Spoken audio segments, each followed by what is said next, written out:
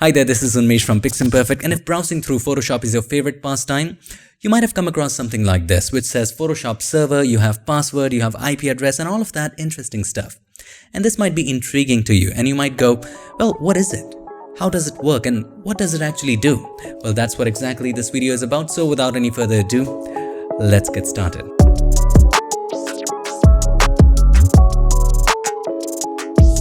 Back in the magical world of empty Photoshop this time, and if you're wondering where is that feature, where did you see this? Well, if you go to Edit and then Remote Connections, you would see it right here. Also, you will find it inside of Preferences. If you go to Edit, Preferences, and then Plugins, you will find that as well. Actually, it's the same window, two different ways of accessing it. Now, what is it?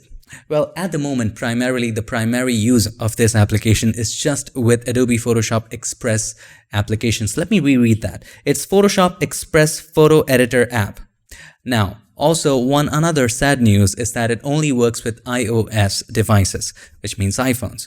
Unfortunately, at the moment of shooting this video, it does not work with Android. Now, you might have a Windows or a Mac as a desktop, which is fine. It would work with both, but it works in combination with your mobile application. I know it's very unfortunate and unjust because I'm somebody as a teacher who uses both Android and iOS, Windows and Mac.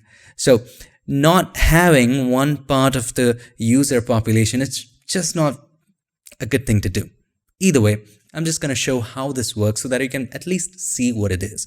And trust me, Android guys, you're not missing on much. Anyway, the first step is install this application. After you install it, just simply open it.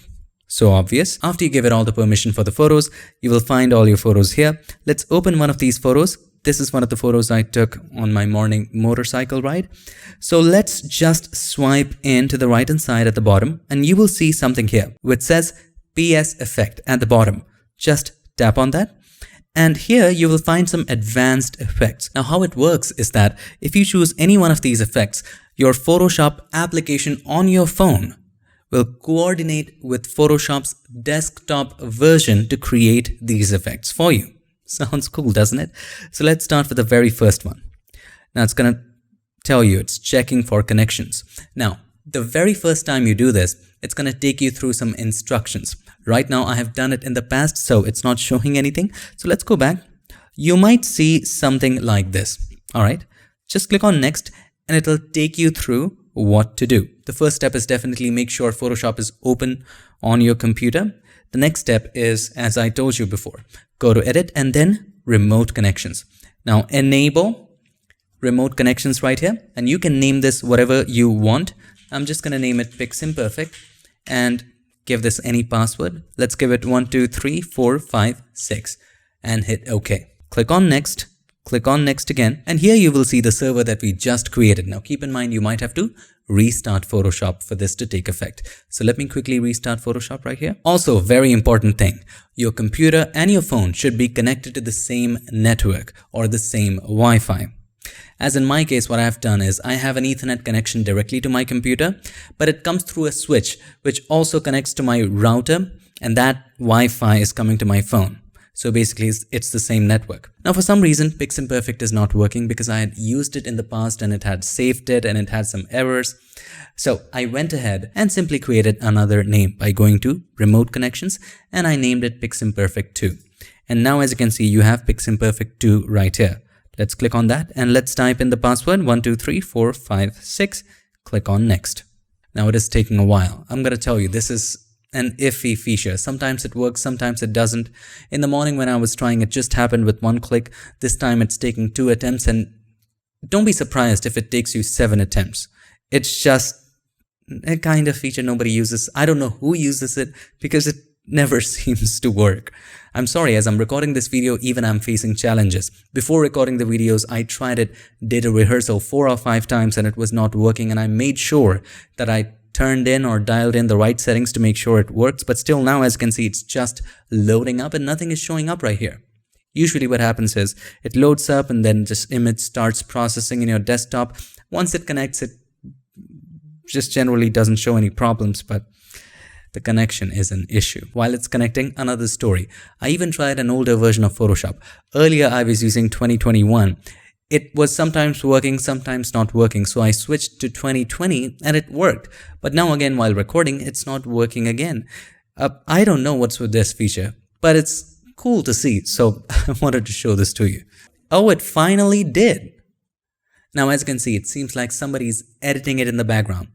But no, it's just creating that effect using the power of the Photoshop in your desktop. So now it'll do it. Now, once the image is loaded, it is usually faster. As you can see, it's a pretty cool effect though, right? Now, if you scroll through it, there are some other effects here as well. Let's go with tiles. Let's click on that. Now, since the image is already loaded, it won't take much time right now. Now, keep in mind, I have a decent internet connection, 200 Mbps upload and download. Still, this issue. Now, let's try that. Okay. Now, sometimes it seems like, now this is a wild idea, but sometimes it seems like maybe there's a big headquarters separately of Adobe where there's just thousands of monkeys sitting doing these edits for us. But I'm just kidding. So as you can see, once the image is loaded, it is usually faster. Let's try something else as well. There's this watercolor effect. If I click on that, and it is doing that too. So once it's connected, it is pretty good. Now it did stop for a while. I don't know why it's stopping. Maybe it's loading some other photo from some other place. But right now, it is just paused.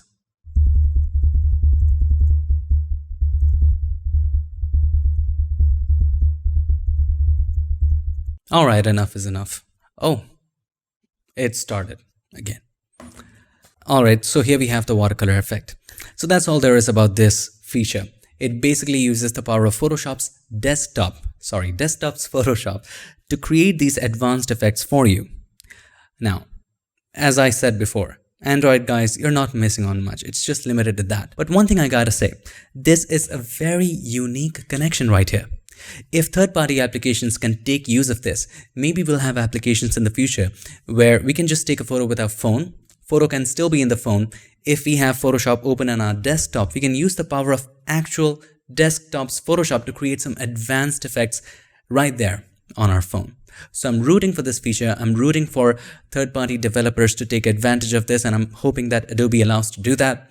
But at the moment, you're not really missing out much if you're not using this feature. Maybe it will reach new heights, maybe it will develop a lot, or maybe it'll just remain as something that we do on the weekends to bore ourselves. Either way, I hope you learned something interesting, and if you did, make sure to give us a like, and also don't forget to subscribe, and not just subscribe. Ring the bell so that you, my friend, don't miss any other future tips, tricks, or tutorials. I'll see you in my next one. Till then, stay tuned and make sure that you keep creating.